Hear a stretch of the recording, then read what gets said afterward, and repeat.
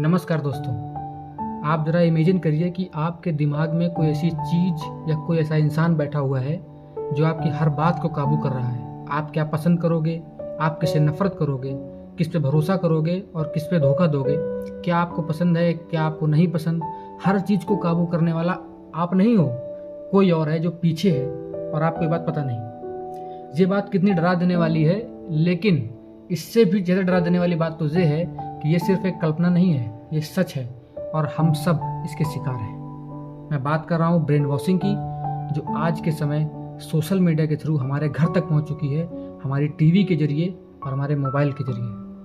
अब आप इमेजिन करिए, मान लीजिए रामू नाम का एक इंसान है जो दिल्ली में गारमेंट फैक्ट्री में नौकरी करता है। वो डेली एक न्यूज़ देखता है। धीरे धीरे क्या होता है कि वो छोटी छोटी बातों पर गुस्सा होने लग जाता है और उसको चिढ़ होने लग जाती है। अब ऐसा क्यों हो रहा है? क्योंकि एल्गोरिदम जानबूझ के उसको वही चीज़ें दिखा रहा था जो उसे चिढ़ाती थी, जो उसमें ट्रॉमा उत्पन्न करती थी। यानी आपका हर स्वाइप, आपका किया हुआ हर लाइक और किया हुआ हर शेयर ये डिसाइड कर देता है कि आपको क्या पसंद है, और फिर आने वाले समय में आपके फीड में एल्गोरिदम वैसी ही चीज़ें भेजता है ताकि वो आपको आपके मोबाइल से चिपकाए रह सके। ज़रा सोचो, आप जब रात में तुम अपने बिस्तर पर थक कर लेटोगे और यूट्यूब, फेसबुक, व्हाट्सएप ओपन करोगे, इंस्टाग्राम ओपन करोगे, तो एल्गोरिदम को ये पता है कि आपको क्या पसंद आता है, क्या गुस्सा दिलाता है, तो एल्गोरिदम आपको वही चीज़ें सजेस्ट करेगा जो आपको आपके स्क्रीन से चिपकाए रखेंगी। ये चीज़ें गलत कैसी हैं आप सुनो। जैसे मान लो पश्चिम बंगाल में एक टीचर है सीमा, वो डेली एक पॉलिटिकल पोस्ट देखती हैं या मान लो शेयर करती हैं। धीरे धीरे उनके पूरे ग्रुप में उनकी जैसी सोच वाले लोग शामिल हो जाते हैं, और अब जो उनकी सोच वाले नहीं हैं वो उनको गलत लगने लगते हैं। उनको लगता है कि यही सब सही है, ये सारे लोग गलत हैं, और इससे धीरे धीरे इनके मन में एक कट्टरवाद आता है, क्योंकि इंसान समझने लगता है कि यही सच है, बाकी सब झूठ, क्योंकि एल्गोरिदम उसको वैसे ही दिखा रहा था। तुम सीधी सीधी बात ऐसे समझ सकते हो कि एल्गोरिदम का मकसद ही यही है कि तुमको स्क्रीन से कैसे ना हटने दिया जाए। अब क्योंकि बात यह है कि जब इंसान खुश होता है तब वो स्क्रॉल नहीं करता, जब वो दुखी होता है तब वो अपने आप को स्क्रॉल करने से रोक नहीं पाता। इसीलिए इंसान को वो कंटेंट एल्गोरिदम ज़्यादा सजेस्ट करेगा जो उसमें जो सेंसिटिव हो, जो उसमें ट्रॉमा उत्पन्न करे। ऐसी चीज़ें इंसान को मोबाइल में स्क्रॉलिंग करने पर मजबूर कर देती हैं। एग्जाम्पल के लिए आप समझिए कि अजय मुंबई में एक टैक्सी ड्राइवर है।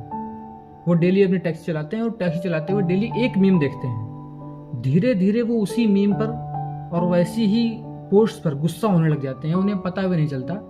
और ऐसा इसलिए होता है क्योंकि उनकी सोच को मैनिपुलेट किया जा रहा होता है। धीरे धीरे आपको सिर्फ वही लोग नज़र आने लगते हैं आपके सोशल मीडिया हैंडल्स पर जो आपकी तरह सोच लगते हैं, और उन सब लोगों को हटा दिया जाता है जिनकी सोच आपसे थोड़ी सी भी अलग होती है। इसे कहा जाता है इको चैम्बर। इको चैम्बर एक बड़ा अच्छा शब्द है दोस्तों। इसका मतलब होता है कि जैसे आप एक रूम में हो और उस रूम में इको की प्रॉब्लम है, तो जब भी आप अपना नाम चिल्लाओगे, मान लो मैं बोलता हूँ अनुराग, तो पलट कर आवाज़ क्या आएगी? अनुराग। इसमें इंसान को यह भ्रम हो जाता है कि वही है और कोई है ही नहीं। तो इंसान इस एल्गोरिदम में फंस कर समझने लगता है कि सिर्फ वही सही है, बाकी सारे लोग गलत हैं। एग्जाम्पल के लिए आप समझो कि एक लड़की है सीमा, उसके अपने पॉलिटिकल व्यूज़ हैं, उसके फेसबुक ग्रुप्स पर उसी के पॉलिटिकल व्यूज़ को से सहमत होने वाले लोग ही दिखाई देते हैं। तो उसको लगने लगता है कि वही सही है और बाकी सारे लोग गलत हैं। लेकिन असल में वो लड़की इको चैम्बर में फंस चुकी है। और फिर धीरे धीरे एल्गोरिदम का जादू आपके सर चढ़ने लगता है। परिवार में लड़ाइयाँ होने लगती हैं, दोस्त दुश्मन बन जाते हैं, सोशल हार्मोनी खत्म होने लगती है। लेकिन इन सब बातों में सबसे डरावनी बात ये नहीं है कि लोग सोचते नहीं हैं। सबसे डरावनी बात तो ये है कि लोग सुनना पसंद नहीं करने लगे हैं। एक वक्त हुआ करता था जब लोग सुनते थे किसी को समझने के लिए कि आखिर आदमी कहना क्या चाहता है, बताना क्या चाहता है। आज एक वक्त है जब लोग सुनते हैं किसी को सिर्फ इसलिए ताकि जब वो अपनी बात खत्म करे तो पलट कर उसे जवाब दे सकें।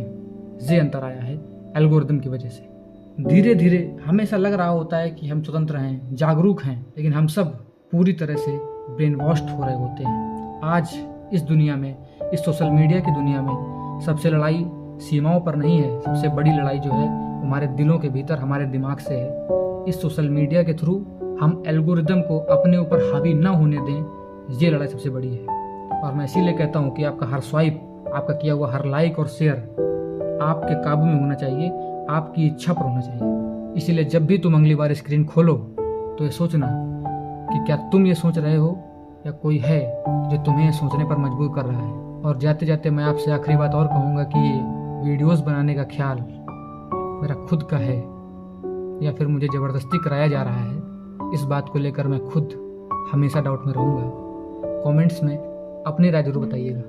धन्यवाद।